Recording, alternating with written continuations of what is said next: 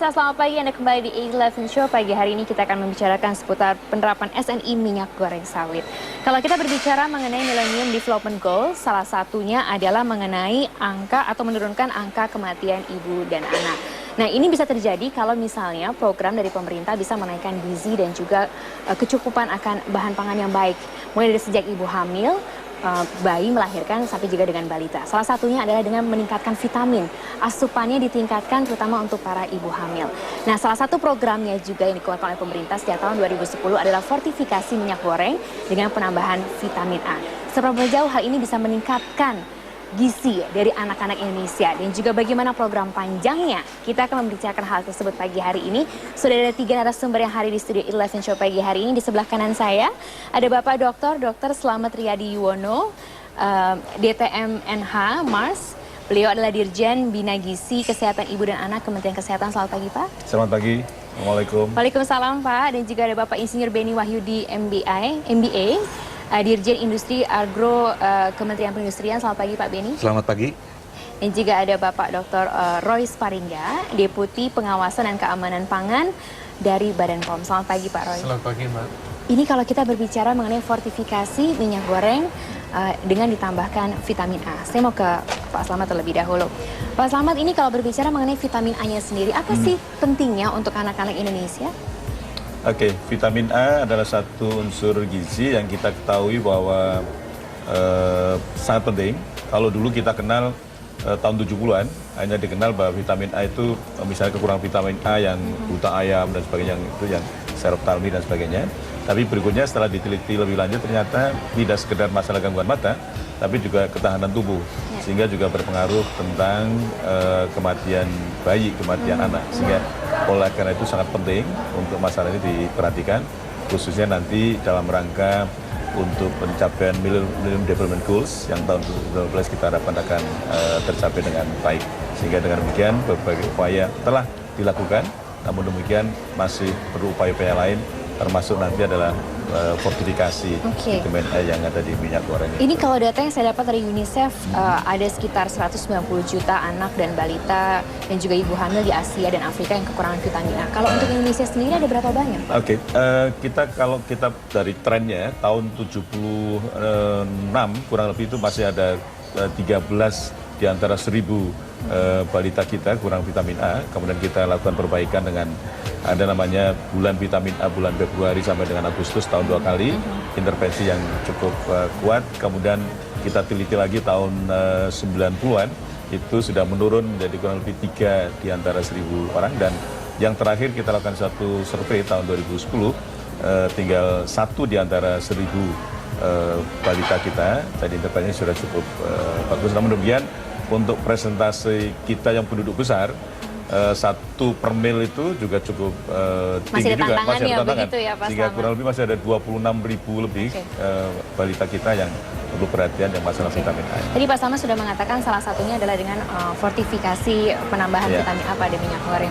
Pak Beni, ini program fortifikasi ini atau ditambahkan vitamin pada minyak goreng ini sudah diatur oleh Kementerian Perindustrian? Ya, jadi mengantisipasi adanya program fortifikasi di minyak goreng, maka pemerintah, dalam hal ini Kementerian Perindustrian, merevisi SNI minyak goreng menjadi SNI nomor 7709 yang di dalamnya terkandung unsur fortifikasi, artinya ada persyaratan 45 IU untuk harus dimasukkan. Itu untuk Indonesia begitu ya? Untuk Indonesia, di samping unsur-unsur lainnya seperti lemak bebas, logam dan sebagainya. Tapi ada satu hal yang penting dalam pembicaraan kita hari ini adalah dimasukkannya unsur vitamin A.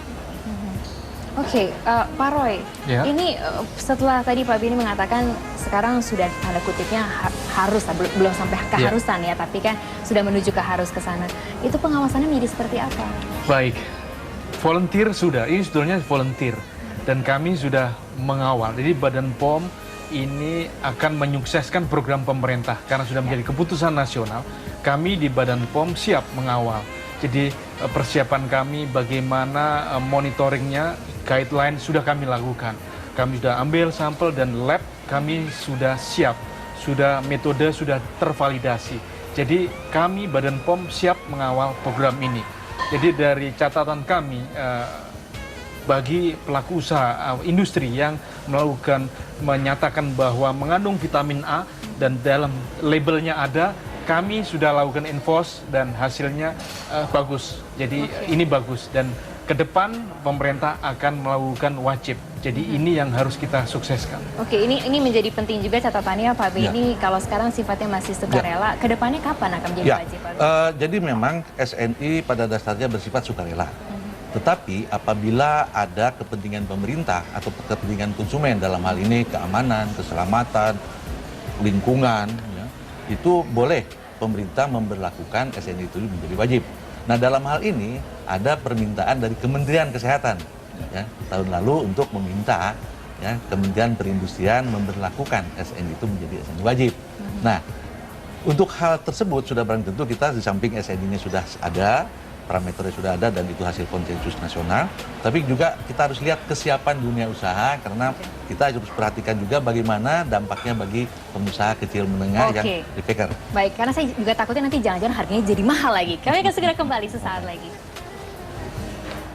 Kalau mahal nanti.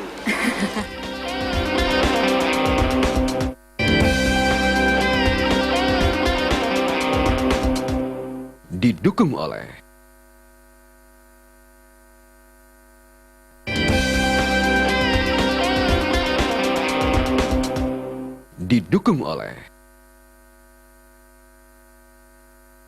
Pemirsa, berdasarkan SNI nomor 7709 tahun 2012 mencaratkan bahwa minyak goreng sawit akan ditambahkan vitamin A sebanyak 45 international unit, dan SNI ini tadi sudah dijelaskan oleh Pak B, ini sifatnya hanya sukarela, tapi nanti ke depannya bisa menjadi wajib. Tapi saya ingin ke Pak Slamet terlebih dahulu. Ya. Pak Slamet, ini seberapa membantunya untuk kesehatan masyarakat Indonesia, termasuk juga concernnya ke ibu hamil dan balita kalau vitamin A ini ditambahkan ke minyak goreng? Oke, jadi fortifikasi atau penambahan vitamin A pada minyak goreng itu salah satu dari upaya untuk memenuhi kebutuhan gizi untuk vitamin A. Jadi ada tiga hal sebenarnya. Satu pada aspek rumah tangga, sehingga ada pendidikan pada ibu rumah tangga, dan sebagainya untuk diversifikasi pangan tadi. Sehingga kalau ini cukup sebenarnya tidak perlu yang lain. Tapi karena masih kurang, maka ditambah lagi satu lagi yang sifatnya jangka pendek. Kita berikan tadi pada bulan Februari dan Agustus, seluruh balita yang umur 6 sampai dengan 5-9 bulan kita berikan vitamin A tadi. Nah, yang ketiga ini adalah fortifikasi dalam bentuk ke makanan antara masih minyak goreng tadi. Karena yang dikonsumsi sehari-hari itu yang diperlukan pencukupan unsur gizi tadi. Nah, kenapa minyak goreng? Karena masyarakat Indonesia sebagian besar itu suka dengan goreng-gorengan tuh. Tapi kita sarankan juga jangan terlalu banyak, karena juga ada unsur lain. Tapi karena kebiasaan kita kalau tidak makan goreng-gorengan tidak rasanya belum cukup tadi, maka diperlukanlah penambahan pada minyak goreng tadi. Dan kita ketahui bahwa kebutuhan vitamin A seperti tadi yang saya sebutkan tadi tidak sekedar untuk masalah kesehatan mata, tapi berkaitan dengan masalah gizi secara umum, ketahanan tubuh secara umum, sehingga kalau ketahanan tubuhnya jelek, maka kematiannya akan lebih meningkat, terutama pada bayi dan balita. Sehingga ini oleh karena itu yang dianggap penting oleh pemerintah. Sangat penting untuk komunikasi. Pak Roy, ini bagaimana kemudian dalam artian menjamin bahwa minyak goreng yang mengandung vitamin A memang sesuai dengan standar SNI yang berlaku? Iya, ini penting ditanyakan dan Badan POM siap mengawalnya. Jadi pengawasan kami memang pre dan post market. Jadi ketentuan itu harus dilaksanakan. Jadi sebelum memiliki izin edar, kami sudah melakukan pengawasan sebelum beredar. Ketentuan-ketentuan harus terpenuhi. Nah, setelah beredar, secara rutin kami juga akan melakukan pengambilan sampel dan kita uji.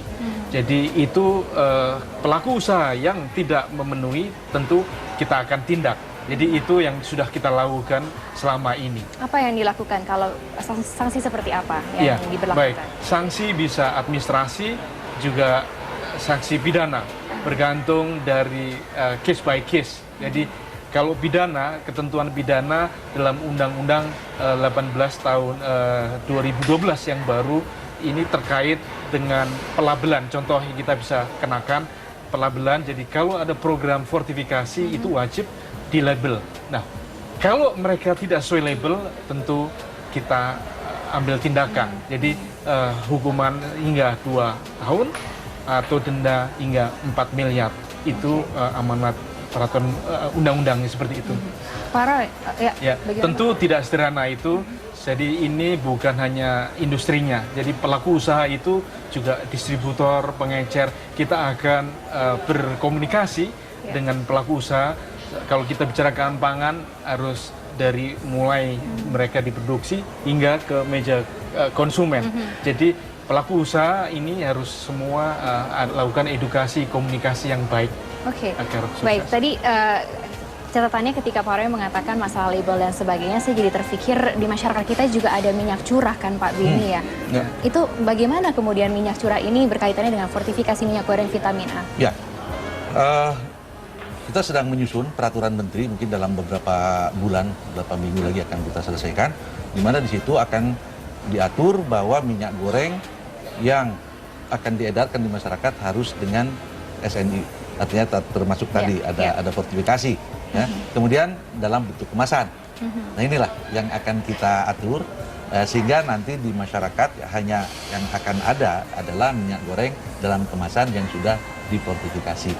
Sudah barang tentu dalam apa namanya penerapan SNI wajib itu juga perusahaan dan sekarang juga sudah banyak yang mulai melakukan secara volunteer itu melakukan persiapan-persiapan. Dalam hal ini juga ada yang namanya pemeriksaan atau diaudit sistem manajemen mutunya, sehingga ketika dia sudah mengklaim bahwa sudah memenuhi SNI, maka sudah pasti SNI itu akan dapat diterapkan secara konsisten. Karena yang diukur itu, yang ditentukan itu bukan hanya sekedar parameter akhir, tapi bagaimana sistem manajemen mutu sehingga siapapun, kapanpun dan bagaimanapun sistem mutunya akan mengikuti satu standar ketentuan SNI tadi.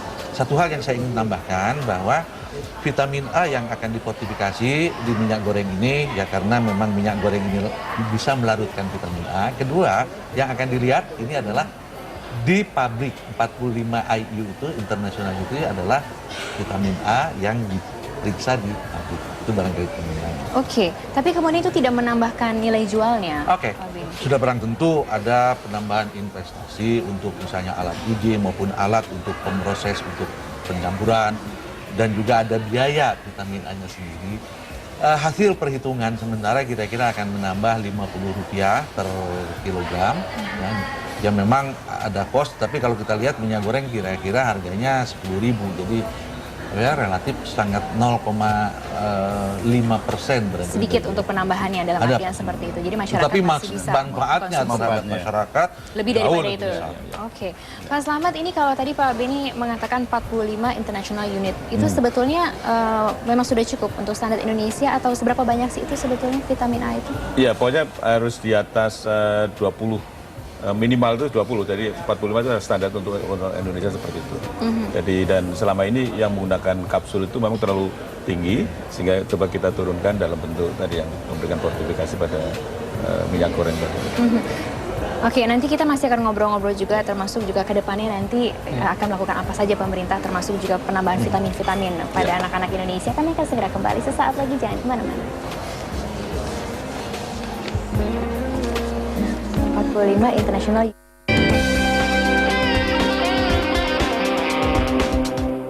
Didukung oleh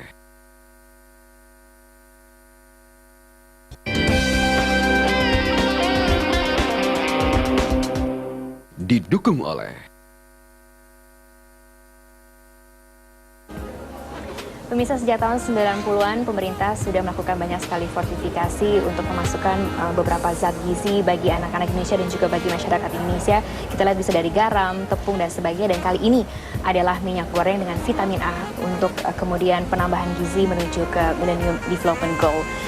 Pak Beni, apa yang harus kemudian dipersiapkan oleh industri berkaitan dengan SNI nanti ke depannya kan akan wajib? Baik, jadi untuk suatu perusahaan memperoleh SNI sudah barang tentu harus ada izin industri, sudah harus punya merek, itu dari segi legalitasnya. Nah merek ini perlu proses, maka kita juga sudah sosialisasikan agar perusahaan-perusahaan ini mempunyai merek, mendaftarkan mereknya di kantor HKI. Nah kemudian penambahan peralatan produksi untuk pencampuran dan sebagainya, kemudian alat uji dan sebagainya, itu di tingkat perusahaan. Yang kami khawatirkan dan untuk artinya gini, untuk perusahaan-perusahaan minyak goreng yang terintegrasi apalagi dengan pabrik CPO-nya kami tidak khawatir. Yang kami tenggarai atau kami khawatirkan adalah adanya industri yang tidak memproduksi minyak gorengnya sendiri, tetapi dia sebagai agen yang barangkali sehari 1 truk, 2 truk barangkali. Nah, itu kan juga harus tetap nanti pas menjual, ketika dia menjual ke konsumen harus dikemas, harus memenuhi SNI. Nah, itu yang sedang kita sosialisasikan bagaimana dampaknya dan bagaimana kekuatan ekonominya.